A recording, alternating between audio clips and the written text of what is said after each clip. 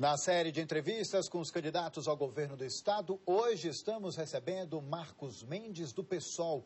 A ordem de participação foi definida por sorteio. Boa noite, candidato. Seja bem-vindo ao Bahia Record. O senhor tem 8 minutos para responder as nossas perguntas e o tempo começa a ser contado a partir de agora. Boa noite, Carol e Marto, né? Boa noite a todos os baianos e baianas. Boa noite. O senhor apresenta a sua candidatura, candidato, como alternativa, diferente de todas as outras propostas, em que, essencialmente, a candidatura do PSOL, as propostas do PSOL são diferentes. Carol, você começa pelo financiamento, né? Nós defendemos o financiamento público de campanha, porque isso é uma promiscuidade muito grande. À medida que os empresários acabam financiando essas campanhas, automaticamente quem manda depois nesse governo justamente são os empresários. Então, todo esse dinheiro público é encaminhado para esses empresários. Então, essa é a primeira diferença básica. Nós temos uma campanha humilde, inclusive nós pedimos a vocês que façam doação, a gente aceita. A doação de trabalhador, a gente aceita, né? O fundo partidário, doação das pessoas, entra no site, pode doar. Né, teve gente que quer doar até R$1, a gente aceita com todo carinho, isso aí a gente aceita. Agora não quer dinheiro do empresário. Então, a campanha, eu acho que a diferença começa por aí. O outro problema rápido, você vê que todos os serviços essenciais eles estão privatizados. Como é que a gente vai... Vamos falar um pouco de segurança pública. Você vê que, geralmente, quem é que está morrendo justamente nas periferias da cidade? Nossa juventude, principalmente nossa juventude negra. Mais de 90% das mortes são jovens entre o quê? Entre 15 e 24 anos. Mais de 90%. Então, o que é tá? Você está sem policiamento, né, extensivo. Você vê aí o pessoal da nomeação já. Desde 97, esse pessoal passou em concurso público. Estão aí lutando na justiça. Ainda falta em torno de 500 policiais. E você tem uma defasagem de quase 500, ou de 5 mil, com 2 mil que vão se aposentar. E você vê o interior todo, não tem escrivão, não tem agente. As pessoas estão preparadas. É mais de 500 que devem ser chamados. Você vê o salário deles. É o 22º pior salário desse país. Isso é um absurdo. Como é que você quer ter uma segurança de qualidade? Você fez investimento em propaganda que superou investimento em educação, em saúde e em ciência e tecnologia. Como é que você quer ter uma segurança? Aumentou em 50%, você não tem uma segurança de qualidade dessa forma. O que é que acontece com os policiais militares? Você lembra que Wagner entrou com um contra-cheque de um policial? E hoje como é que está? Quando ele entrou é o 19º pior salário, hoje é o 20º pior salário. Os policiais militares saem de casa e não sabem se voltam. Nem coletes balísticos, que é uso de proteção individual, eles têm. 8, 9 pessoas acabam utilizando um colete balístico. As pessoas, né, aulas de tiro, em torno de 1.200, a meta nacional em torno de 1.200 tiros, eles dão 100. As pessoas foram colocadas aí no meio da rua sem nem saber o que aqui podia fazer, sem segurança, nem eles tinham segurança do que estava fazendo. Então, essa é a forma das pessoas tratarem isso aí. Quando você entra na educação, é a mesma coisa. Nossos professores, nossos profissionais de educação estão, assim, com salários aviltados. As pessoas não estão tendo direito nem de se aposentar. Você vê que as pessoas, a gente tem conversado em várias regiões, eu passo aqui, às vezes, 2 anos querendo me aposentar e não posso. Mas, candidato, aí, desculpa até te interromper, ainda voltando um pouco à questão da segurança, então qual seria a sua prioridade? Porque aí o senhor está pontuando aquilo que falta na prioridade agora, primeira na segurança. Com prioridade. Uma coisa que a gente quer fazer primeiro. Primeiro, pagamento da ORV dos profissionais. Segundo, a gente tem que ver justamente o quê? Plano de carreira e plano de cargo de salários. A gente tem que ver a questão do colete balístico. Né? Eu acho que, na verdade, é equipamento de proteção individual, dentre ele o colete balístico e o armamento. A gente quer trabalhar justamente os GAPs, né? As gratificações de atividade policial. Eles lutam por isso, a GAP 3, 4, 5 anos. Passou por um governo, passou por César Borges, passou por Paulo Souto, está passando agora por Wagner, não acontece isso. Então, assim, a gente pensa primeiro justamente em quem?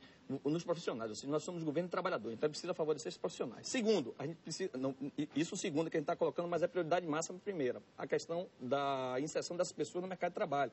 A gente tem que acabar com a desigualdade social. Você vai no bairro periférico, você não tem saneamento básico, você não tem escola de tempo integral, você não tem cultura, não tem esporte, não tem lazer, essas pessoas estão sendo recrutadas pelo tráfico. Então, acho que a gente tem que trabalhar justamente com esses parâmetros essenciais, que são os parâmetros de inclusão social e distribuição de renda real. As pessoas não estão trabalhando, as pessoas estão morrendo. Você não tem escola de tempo integral, você não tem escola no campo, você não faz investimento na escola, pedagogia do campo, para que as pessoas se mantenham no campo e não precisa vir para as grandes cidades, porque você não tem mais para onde as pessoas irem. Já que o senhor começou a falar sobre educação, o senhor pretende, caso eleito, implementar o horário integral, não é isso? Nas escolas de tempo públicas. Integral. Outra coisa importante, as pessoas que estão contratadas através de renda não têm segurança nenhuma. Depois de 2 anos, elas são liberadas. Por exemplo, o que está acontecendo agora? Eu estava falando que a gente quer limitar o número de alunos em sala de aula. Mas conversando com um profissional na área da educação, ele fez assim, Marcos, às vezes, quando chega em setembro, sabe quantas pessoas tem na sala de aula? 12.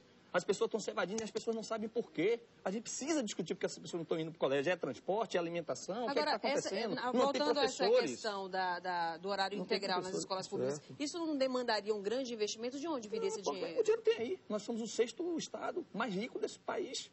Nós somos o 6º PIB. Sabe qual é a previsão para o ano, em termos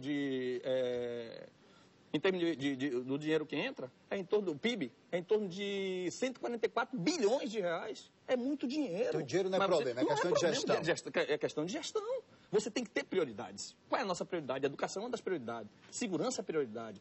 A defesa em contexto do meio ambiente é prioridade. Saúde pública, você vê a saúde pública como é que está. É o quê? O sistema hospitalocêntrico. Vários hospitais estão sendo construídos. Mas esses hospitais não é de empresas privadas. As pessoas utilizam a saúde, que é um bem que eu acho que deve ser um bem do Estado. O Estado tem que ser responsabilizado por isso. Bota as empresas para lucrar. Ou seja, lucra em cima da miséria das pessoas. Não vai melhorar nunca a saúde. As pessoas vão morrer nos corredores dos hospitais, vão varar a madrugada para pegar uma ficha, para ver se faz um exame. Por quê? Porque a lógica deles é essa lógica privatista.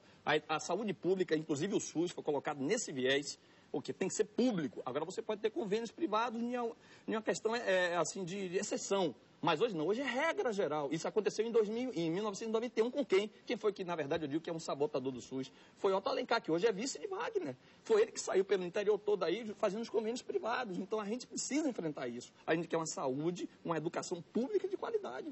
Agora o senhor fala em radicalizar o processo de participação popular. Claro. Como é que seria isso na prática? É o seguinte, a gente implementa a questão das assembleias populares. A gente vai nas regiões, a gente pretende, inclusive, descentralizar justamente o governo. O governo ele tem que ir para os territórios chamados territórios de identidade. Nós temos em torno de 26 territórios de identidade. Vamos para lá discutir com uma população. Você vê lá o pessoal do oeste da Bahia, o pessoal proclama, por exemplo, a situação de Barreiras, o pessoal quer um anel viário. Você quer construir, porque assim, os caminhões acabam passando por dentro da cidade. Você quer um aeroporto, não tem aeroporto. A gente precisa discutir com a cidade. O Wagner, quando entrou, disse que, o quê? Que em 2 anos as pessoas iam deixar pensar em outro estado, porque eles estão pensando em dividir a Bahia, em pensar em outro estado. Por quê? Porque não tem atuação justamente do governo do estado. A gente quer discutir isso. Você vai para o sul, extremo sul, baixo sul, é completamente abandonado. As pessoas estão sendo enxotadas de suas terras porque o agronegócio justamente do eucalipto está tomando conta, acabando, devastando a Mata Atlântica. Você vai aqui no norte também, aqui perto de Acajutiba também, está se espalhando totalmente aí, justamente esse agronegócio. As pessoas estão sufocadas. Por quê? Porque o interesse privado é o principal, e as pessoas não têm, o público está sendo deixado de lado, então as pessoas estão morrendo. O semiárido baiano, por exemplo. Existe coisa mais maravilhosa, mas eles colocaram o quê? Eles quiseram justamente transposição. Existe um novo grupo de atingidos pela transposição. Isso é um absurdo, a gente tem política verdadeira. O tempo é curto e na televisão a gente só tem 56 segundos, mas a gente tem políticas reais para transformar o semiárido junto com o Docápio. Rapidamente, porque o nosso tempo também é curto, temos agora 40 segundos. Tem as considerações finais, eu já queria incluir só o seguinte também. Como governar, que para governar vai precisar da Assembleia, precisa de outros partidos. Como negociar isso? Nós precisamos do povo. Rapidamente. Eu acho que eles são representantes do povo. Eles deveriam o quê? Justamente a gente vai defender o povo. Então a gente tem que estar defendendo também. Mas se ele não tiver, a gente vai justamente fazer as assembleias populares e o povo vai decidir. A gente vai botar o povo lá dentro. Eu quero dizer o seguinte, olha, eu quero dizer bem claro. 20 segundos. A camisa, o Congresso em Foco fez uma pesquisa, os 3 melhores deputados federais são os 3 do PSOL, primeiro, segundo e terceiro. A revista Caros Amigos, né, indicou vários deputados pelo Brasil afora. O único deputado estadual que a Caros Amigos colocou foi justamente quem? Hilton 50, que hoje é candidato a deputado estadual. Existem vários candidatos do PSOL. Então, infelizmente, nosso tempo terminou, mas muito obrigada, uma boa sorte na sua campanha. Entre no site do PSOL e tem mais coisas. Muito obrigada. Amanhã, nosso convidado será o candidato Paulo Souto, do DEM. E veja agora a agenda dos candidatos para esta terça-feira.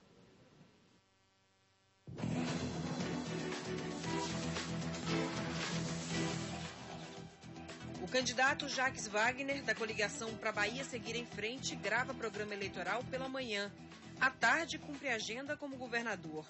Marcos Mendes, do PSOL, faz panfletagem na porta da refinaria Landulfo Alves pela manhã. À tarde, grava programa eleitoral e à noite se reúne com a coordenação de campanha. O candidato Paulo Souto, da coligação A Bahia Merece Mais, grava programa eleitoral pela manhã. À tarde, se reúne com lideranças políticas e à noite será o entrevistado do Bahia Record às 19h, aqui na TV Itapuã. Sandro Santa Bárbara, do PCB, tem reunião com a direção do partido. Luiz Bassuma, candidato do PV, visita obras de um colégio no bairro da Paz às 9h30 da manhã. À tarde, tem reunião com a coordenação de campanha. Às 19h, participa de um debate com universitários na Avenida Paralela.